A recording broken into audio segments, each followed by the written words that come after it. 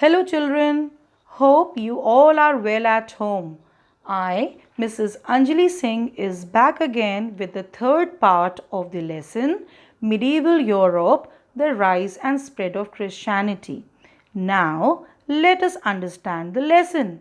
But before I start, let's have a quick recap.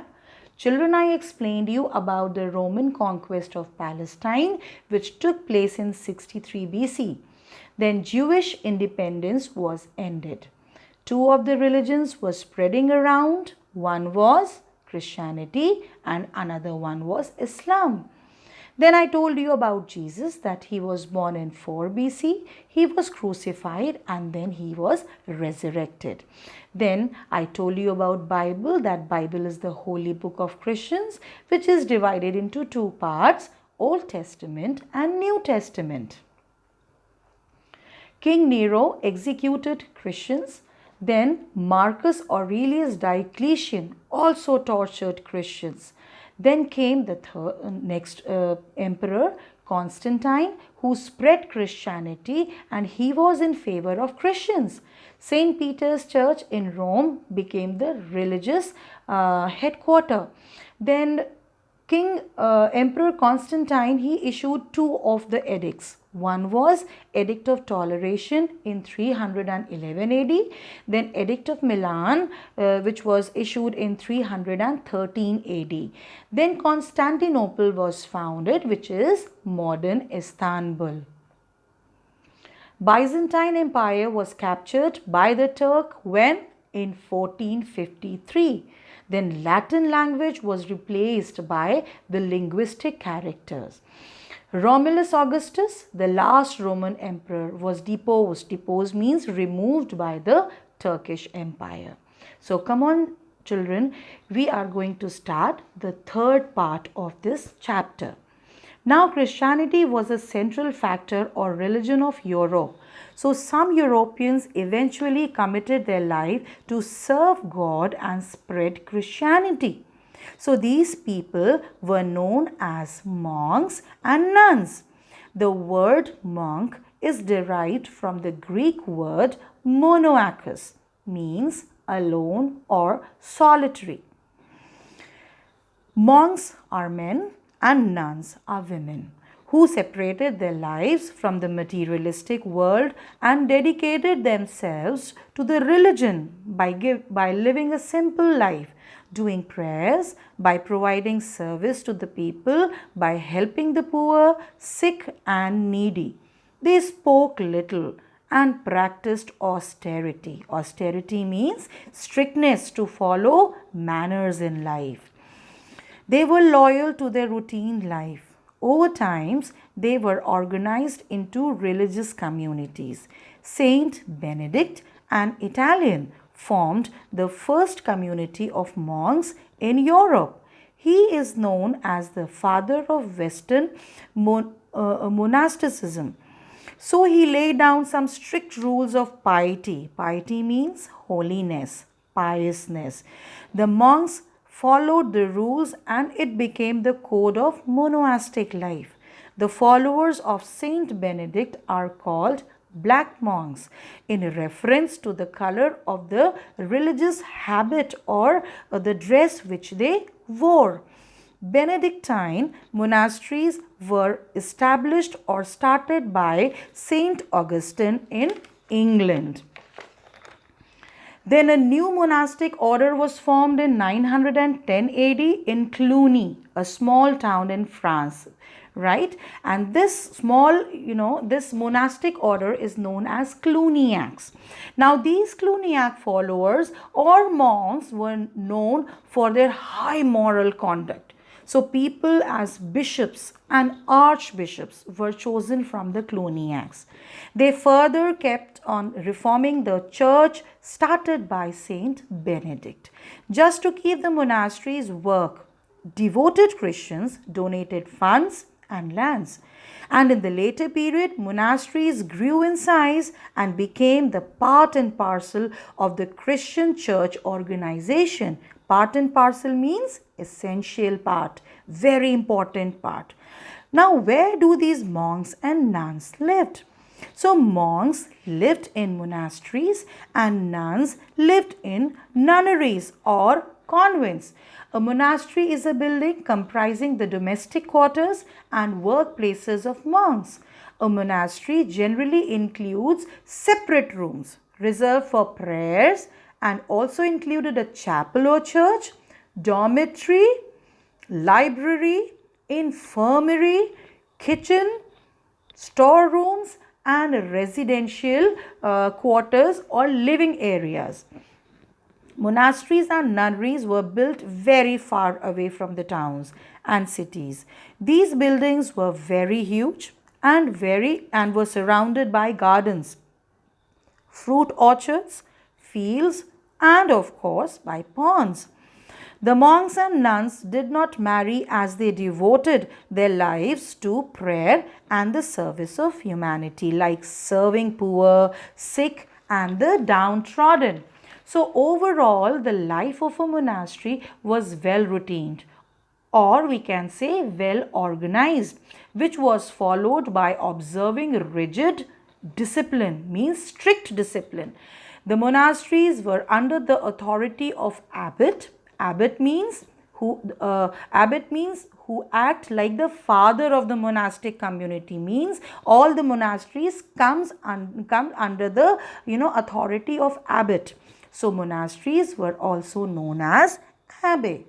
Now in this map on the screen, we could see the red crosses, right? Even I've circled it with red color. These red crosses tells about the location of monasteries, that where these big monasteries were situated, right? So we can see on the western side there are number of crosses found. So we can have that view inside our mind that there were many monasteries found on the western side. Okay children, let us come to the importance of monasteries. Now these monasteries and nunneries started playing a very important role in the medieval period. Monasteries were a place where travelers could stay, as these monasteries were situated in the middle of their way, far from the city.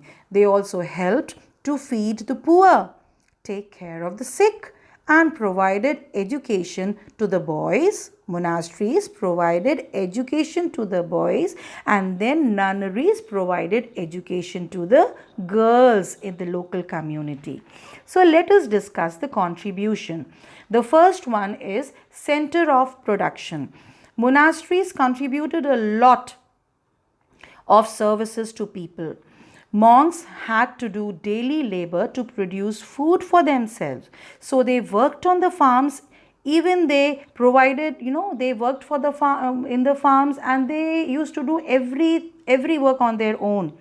And what else? Even they provided training to the people to become skilled workers. So people worked as skilled craftsmen, shoemakers, millers, beekeepers, etc. Then the second, that is education, art and culture. This was the greatest contribution of this period, children. In the earlier stage, education was limited to young boys. But later on, the young men or old people got educated by these monasteries, right? Not only this, the girls got the opportunity. They were also encouraged to study different subjects in the nunneries or convent. It gave the opportunity to the girls and women to expand their knowledge and learn crafts and other skills. And in due course of time, some of the monasteries developed into famous universities like Cambridge and Oxford universities, which were in the earlier times monasteries. Okay. Now subjects like religion, history, philosophy. Philosophy means the comprehensive study of belief. Then the study of medicine, law and astrology. Astrology is the study of celestial bodies, about the planets, right? So these all were taught in these universities. Now at that time, manuscripts means handwritten books were written by the monks in monasteries, right? Now it was written on the parchment, which is on the animal skin. They used to smooth the skin and then they used it for writing, because there was less use of paper. Precious materials, and you can say gold leaf and different gemstones were used to decorate the manuscripts. The text was written in scriptorium. Now what is scriptorium? Scriptorium was a place where they used to copy down some good material, maybe the good poems and Bible also. It was a place where books were copied, right? Mostly the copies of the Bibles and prayer books were prepared where? In the scriptorium. Afterwards, the text was decorated by painting pictures. They also copied Latin and Greek books on different subjects and recorded daily events. In this way, monks preserved the ancient and medieval culture of Europe. Now comes the third, that is monasteries as sanctuaries. Now what do you mean by sanctuary? Sanctuary is a place where a person comes and take refuge at the time of any danger. So whenever there were invasions in the Roman Empire by the barbaric German tribe or by the Scandinavians, by the Goths, I told you about many tribes. So people used to run away to take shelter in these monasteries. It also provided rehabilitation after the invaders left the place. Rehabilitation means monasteries used to provide this opportunity to the people to start their life in a fresh way, in a new way. Right? It gave shelter to the people at the time of plague and famines. These monasteries became a storehouse of valuable articles which the villagers deposited in the monasteries. Right? Now here the contribution of the monasteries, contributions are finished, and now the heading which comes after this is invasion of the Turks. Right? Now, I already explained you that the capital of the Byzantine Empire, which was Constantinople, was invaded and captured by the Turks when? Come on children, when? Yes, in 1453 AD. Now the name of Constantinople was changed to Istanbul, which marked the end of the Roman Empire, right? And the beginning of the Ottoman Empire. This Ottoman Empire was named after Osman I, who was the descendant of the Turkish tribe. So Osman I was the leader of the Turkish tribe, right? And this Ottoman Empire was founded, this word Ottoman was, it is derived from Osman's name only. Okay, children. Now comes the heading Crusades. Wars between religions. Now, I already explained to you about Crusades. Do you remember?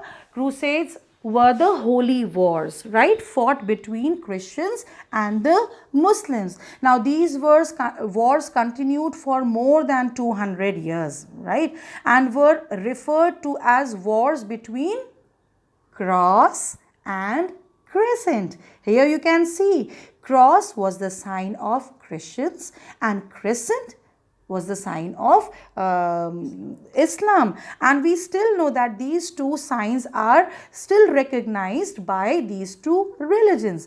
Now in these wars, all the classes of the European people like kings, feudal lords, merchants, craftsmen and peasants and even children, they took part in the Crusades, in this war. Now Palestine was captured by Turks in 1087 AD, right? Now Turkish people did something very wrong. What was that? The Turkish ruler denied any Christian entry into the Holy Land, right?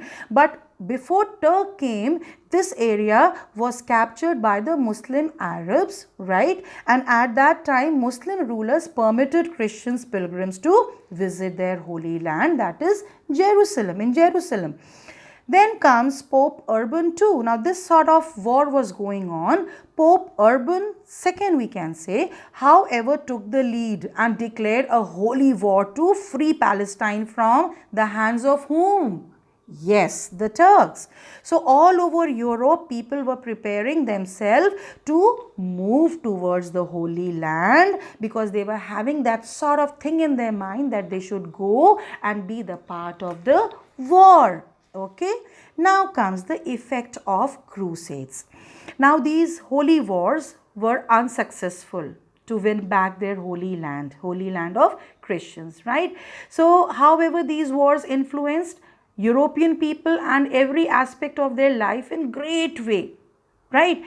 And there was a decline of Middle Ages. I'm talking about the crusade. When these crusades were happening, that was the decline of the Middle Ages and something else started. That was the arrival of the modern age. Modern age started what? Coming into existence, right? Now I'm going to discuss with you all about the main effects of these wars. Some positive effects were seen at that time. Now first is weakening of feudalism. I explained you in the beginning that feudals were dominating the society. Feudal lords were killed in these wars, right? The kings became more powerful and gradually they established a very strong kingdom there, right? Then second point, development of trade. The ships carrying crusaders to the Holy Land generally returned with goods from the eastern countries. Now, as people were going towards the, east, they were entering Europe. Now, the ships were not coming, emptied from that side. The ships were filled with the goods of that area, right? So, this encouraged what? Trade among the different countries. So this is something positive. This started happening, and there were some routes developed, right, for the movement of the traders to go and have their trade with the other countries. Now as a result, the standard of living of the Europeans improved, right, and several markets were flourishing in the areas, like the markets were having spices, carpets, silk, sugar, jewels, drugs, etc. Right? And then there was increased flow of goods which led to the trade development. Trade started developing. Now with the development of market and trade, barter system came to an end. You know, children, barter, what is barter system? Barter system was that system in which a thing was exchanged by another thing, right? For example, if I have 2 bags of potatoes with me and you have 2 bags of rice with you, and if I require rice and you require potato, so people used to exchange their products with each other. So this sort of system was known as barter system, right?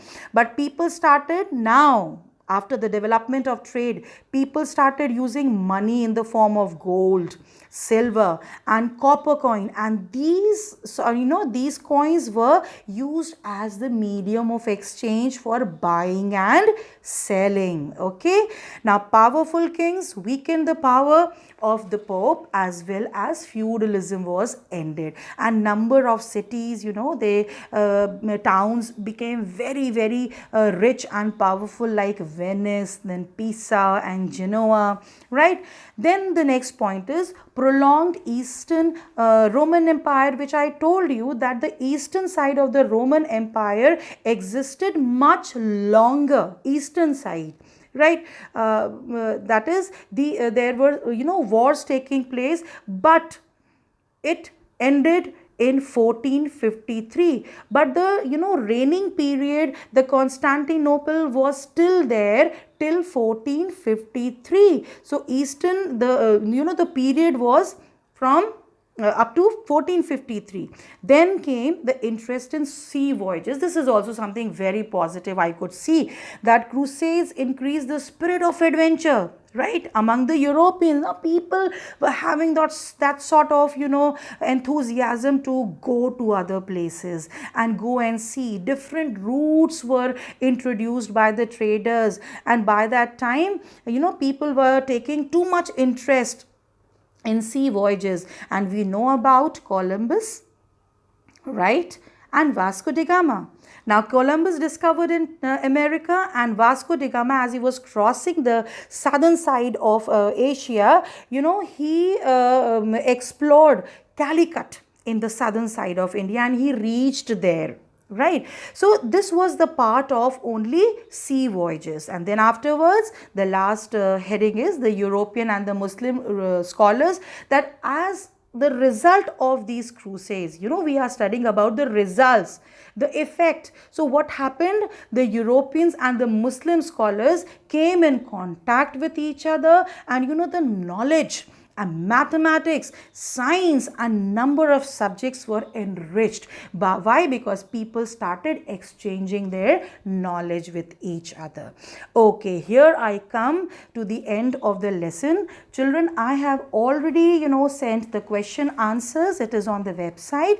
You can straight away copy down, and in 2-3 days, I'll be sending you the exercises, right? You are supposed to do it on your own, but still I have done on my own, and I'll be sending in 2-3 days. Now this is your duty. As I have finished this first chapter, you just read the chapter thoroughly, not once but many times, and listen to the videos many times. Okay, and then you will be clear with all your doubts, right children? So take care of yourself, and of course I would like to tell you that do the work neatly. I'm very particular about the work. It should be done very neatly with blue gel pen, questions with black gel pen. Is that very clear? And there should be no use of whiteners. Okay children, so enjoy your day and God bless you. Thank you.